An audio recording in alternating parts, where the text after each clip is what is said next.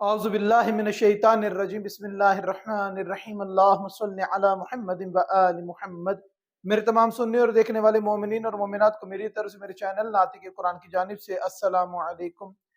آج آپ کی خدمت میں جو موضوع لے کے حاضر ہوا ہوں کہ وہ افراد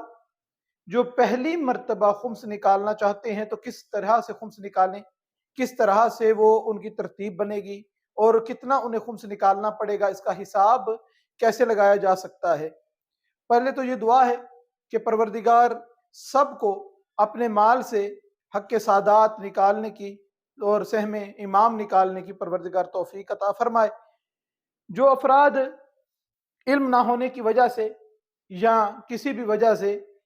اپنے گزشتہ زندگی میں خمس نہیں نکال سکے اور اب آ کے توجہ کی اور خیال کی اور سوچا کہ میں نے ایسے ہی زندگی بیکار گزاری اور اپنے مال سے حق سادات اور حق امام زمانہ اجل اللہ تعالی فرج شریف جو ہے وہ نہیں نکالا، تو اب وہ کس ترتیب سے نکالے؟ کافی سال گزر گئے ہیں، کیا حساب کرے؟ تو چند طریقے ہیں جو مختصر سے بیان کرتا ہوں آپ کے سامنے، اور آپ کو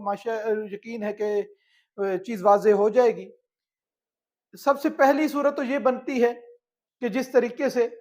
پہلے لوگوں کے جیسے حافظے ہوا کرتے تھے، بزرگ پرانی باتوں کو یاد رکھتے تھے کہ کس دن کس تاریخ کو کس وقت کیا واقعہ ہوا تھا، اس دن کیا ہوا، اس دن کیا ہوا، تمام معاملات ان کے سامنے ہوتے تھے اور یادداشت اتنی بہتر ہوتی تھی کہ وہ سالوں کی باتوں کو ایک منٹ میں ترتیب دے کے بیان کر دیا کرتے تھے کہ معاملات کس طرح کے تھے اور کتنے کے تھے اور کب کے تھے۔ اگر تو ایسا حافظہ جو بہت کم اب کے دور میں ملتا ہے پایا جائے کہ جس کو پورا اپنا معاملہ پتا ہو، اس کے لیے تو سب سے آسان ہے کہ وہ اپنے معاملے پر نظر کرے کہ میں نے کب کتنا کمایا، اس کا حساب رکھے، کیا خرچ کیا اور مجھے سال بعد کیا بچتا رہا ہے، تو اس بچت کو ٹوٹل کرے، جو اس کی بچت بنے اس کا خمس ادا کرے۔ اور اس کے علاوہ اسی سے ملتا جلتا ایک دوسرا طریقہ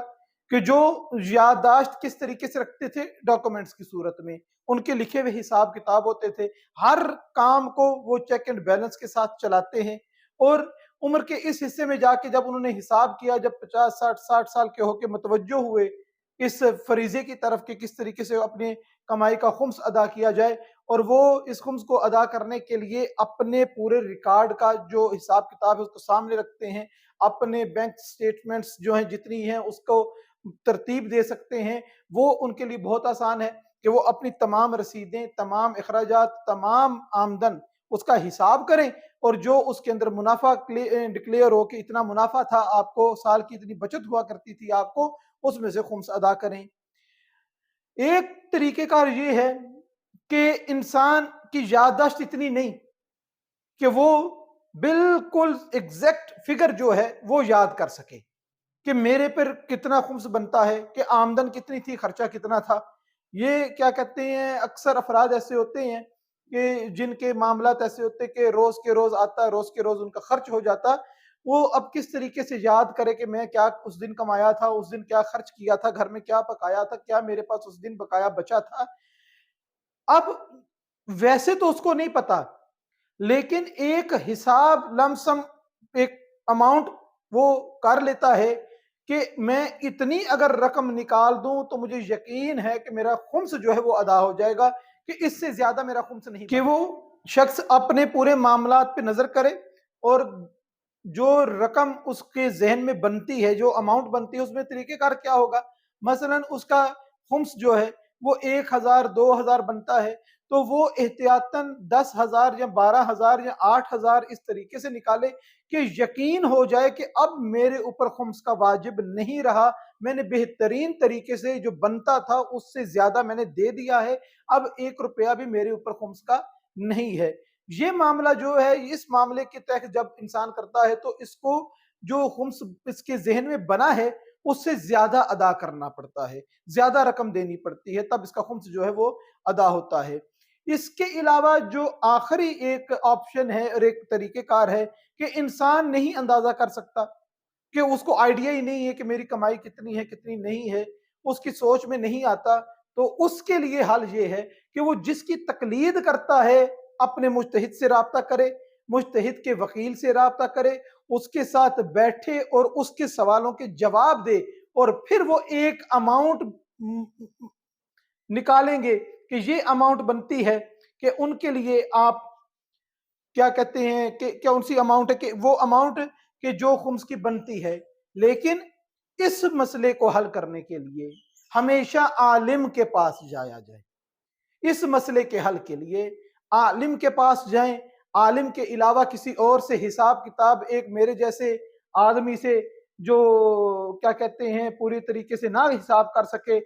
एक आलिम के पास जाएं, मुज्तहिद के वकील मुज्तहिद तक रसाई करें, नहीं है वकील तक रसाई करें।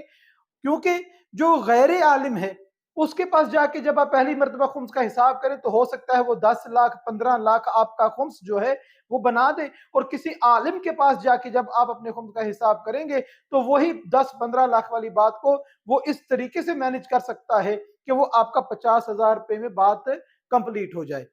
तो परवरदिगार से दुआ है कि परवरदिगार हम सबको अपने इस वाजिब की तरफ मतवज्जो होने और अपने घरों में इस काम की आदत डालने की परवरदिगार हमें तौफीक अता फरमाए, और अपने माल को पाक करने, अपने मामलात को शफाफ करने के लिए इस वाजिब को अदा करने की तरफ परवरदिगार हमारा रुझान करे, हमारी तवज्जो करे कि हम इसको बेहतरीन तरीके से अंजाम दे सकें। और दुआ है परवरदिगार से कि परवरदिगार हमें सही मानों में सीरत मोहम्मद और आले मोहम्मद अलैहिस्सलाम को पढ़ने, समझने और उस पर अमल करने की तौफीक अता फरमा। वमा अलैना इल्लल बलागुल मुबीन।